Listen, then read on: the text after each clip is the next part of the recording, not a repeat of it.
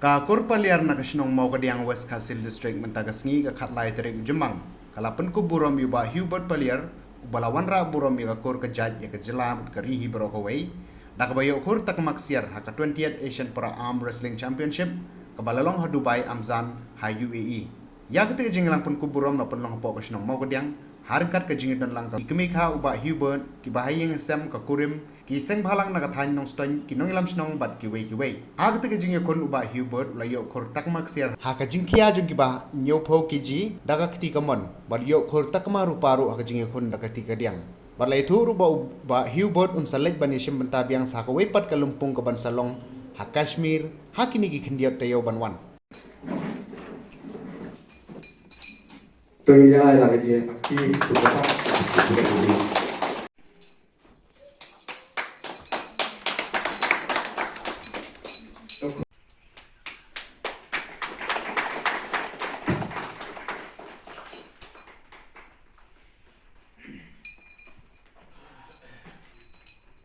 Kacing lakai kacung event hakadi kadai jongka 20 para wrestling kapalong hapo UAEC kepada hapo Dubai ti isya bentah hang ti hapo jongka kidai jongka para wrestling ti kacing kon yang jong I hang tu kadai bet tangki para kiba long bet tangki para kiba dan para rokhat bet beduna rokhat bet ti mai ila shibenta na kapo ka 7 kg ka weight ti kabut la kan thop lang bet na do ki dadu san pusan riusan adu nyo pho ki shibenta ti ki buan barok khat ki kadi ka jing la ka jong I ka kerteng ka tona man kadi jong ka Asian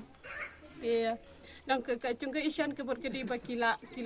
depan ni represent ya ka shapo kari torti belada penshipnya wajar arab tiki syajit biang lang tu balik siapa ke Asian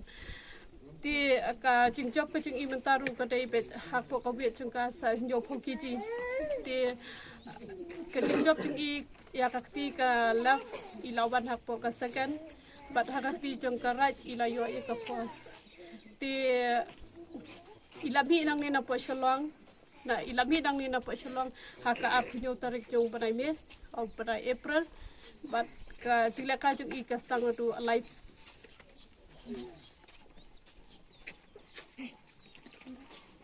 jila ka jung I ka stang tu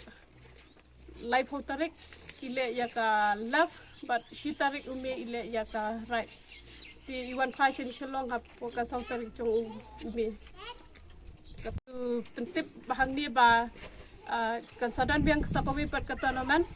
ka kata kada ibandit person ya ka state kabalong in represent ya kastiet hapo ka tiga jingla ka jung I kan ka terman ka dei na chong ka national kalong hapo Kashmir ti in mi nang ni shalong in ka pratarik jong mi ka jingla ka sang du arpu ar tarik hadu arpun riu tarik dan jong mi